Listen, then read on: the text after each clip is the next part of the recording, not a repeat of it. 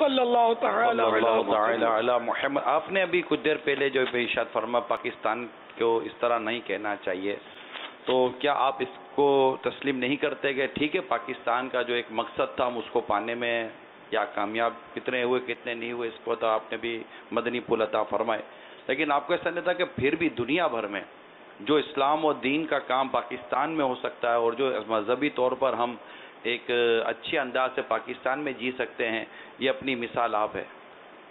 دعوت اسلامی کا مدنی کام پاکستان میں جب سے ہم نے شروع کیا نا، حالات خراب ہوتے تھے، کچھ بھی ہوتے تھے، ماشاءاللہ یہ وہ، ہم لوگوں کو یہ فوجی بھائی بھی ہم کو روکتے نہیں تھے، یہ مولانا ان لوگوں جانے دو. تو اتفاق ہے جب مدنی کام شروع نا اس وقت تو پاکستان میں تاریخ ماشاءاللہ یہ ایک عجیب اتفاق ہے، وہ بالکل سناٹے اور سب خوف فراق اور ساری سیاسی پارٹیاں جو تھی وہ چھپ گئی تھی. تو اس میں ہم نکلے، میں اتفاق ہے میں نوجوان تھا اس وقت، ہم نکلے لے کر قافلے، تو یہ فوجیوں کے کرفیو لگتے تھے، یہ ہم کو بیچارے بولتے نہیں تھے، عام طور پہ ہم کو یہ چھیڑتے نہیں تھے. تو اب یہ جب سیاست سے ہنگامے بہت ہوئے تھے، مارا ماری لاشیں بہت گری تھی. ایک دور جب یہ آج سے کچھ 36-37 سال پرانی بات کر رہا ہوں، 80 کی بات کر رہا ہوں، بہت ہنگامے ہوئے تھے. پھر ماشاءاللہ آ گیا تو امن قائم ہو گیا. اب یہ سارے سیاسی اور یہ جو ہنگامے والے اور یہ مار دھاڑ اور یہ توڑ پھوڑ والے یہ سب فارغ ہو گئے، ان کے پاس کوئی کام نہیں رہا. الحمدللہ ہمارے بڑے بڑے اجتماع شروع ہو گئے، سب فرصت میں تھے. تو اب دیکھو یار یہ مولانا کیا بولتے ہیں، چلو یار اس کو سنتے ہیں. تو یوں کئی مطلب بگڑے ہوئے، بھٹکے ہوئے، مار دھاڑ والے، لوٹ مار کرنے والے آج آپ کو دعوت اسلامی میں مبلغ ملیں گے. یہ ہو سکتا ہے آپ کو بولے نہیں، لیکن ایسے ملیں گے آپ کو کہ مطلب اب یہ مطلب وہ سب سے یہ توبہ کی انہوں نے، اس طرح یہ ہم کو ملنے شروع ہے. لیکن شروع میں تو آزمائش تھی مجھے.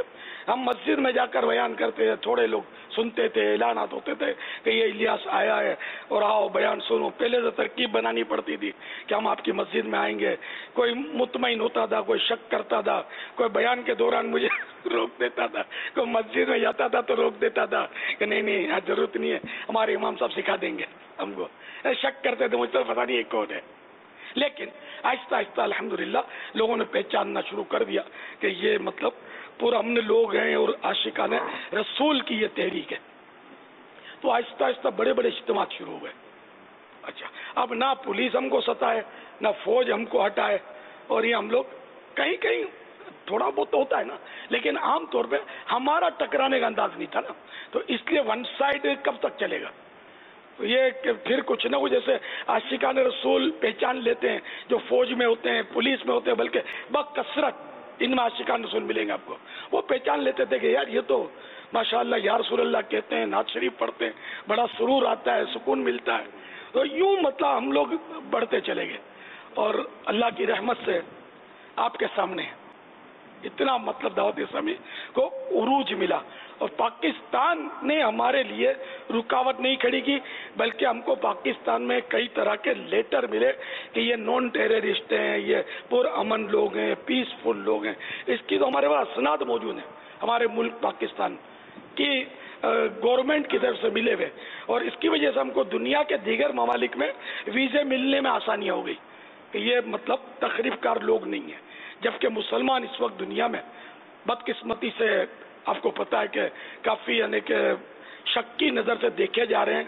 یہ سب اپنے ہی ہاتھوں کے کرتوت، شکوا ہے زمانے کا نہ قسمت کا گلا ہے. تو یہ دعوت اسلامی ان سب سے الگ تھلگ ہے. یہ بھی تسلیم کرتے ہیں کہ یہ تحریک جو ہے نا، اس پر کوئی داغ نہیں ہے، کبھی اس نے کوئی مطلب ہے کہ ایسی تخریب کاری کی ہو. الحمدللہ الحمدللہ الحمدللہ. اور اللہ تعالیٰ اسی طرح ہم کو پھلتا پھولتا رکھے. ہمارا مقصد رضا الہی ہے، ہمارا مقصد کوئی اقتدار تو ہے نہیں، نہ ہمارا مقصد کرسی کا حصول ہے، نہ کوئی وزارتیں ہم کو چاہیے. ہم تو مطلب ہے کہ اسلام کے ادنا خادم کی حیثیت سے بس مسجد بر و تحریک میں آگے بڑھتے چلے جا رہے ہیں.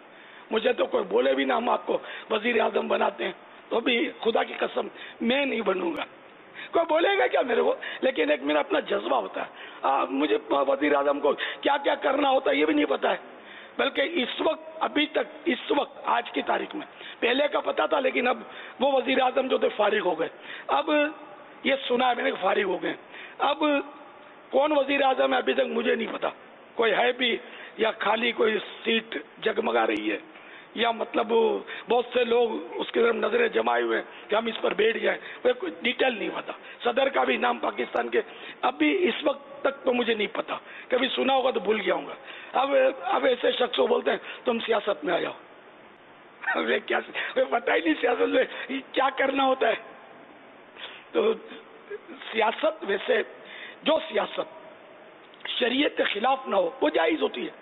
یوں تو سیاست میں حضرت سلیمان علیہ نبینا علیہ الصلوۃ والسلام ساری دنیا کے بادشاہ تھے.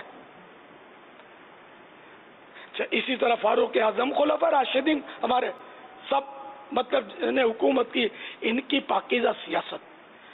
اگر اس طرح کی سیاست آ جاتی ہے نا تو ٹھیک ہے، انشاءاللہ ہم بھی پیش ہوں گے.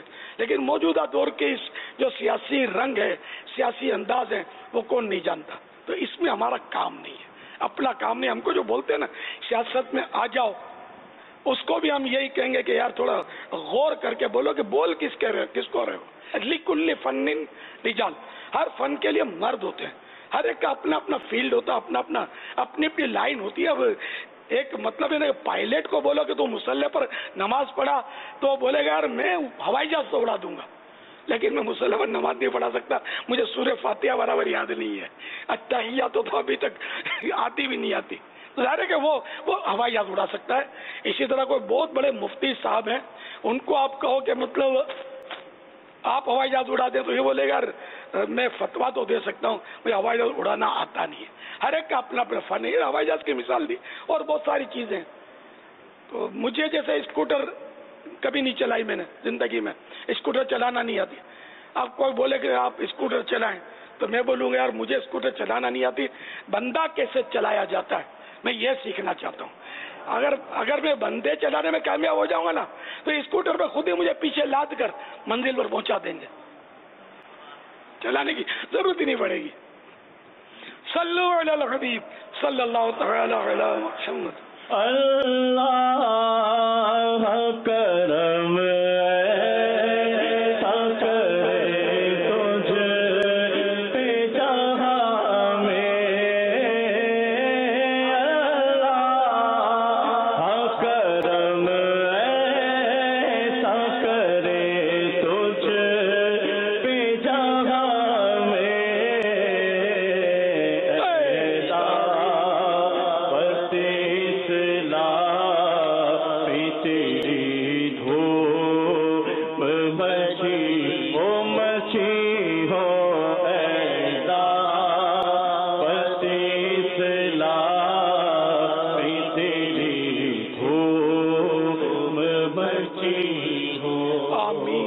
بجاہ النبی الامین صلی اللہ تعالی علیہ وآلہ وسلم.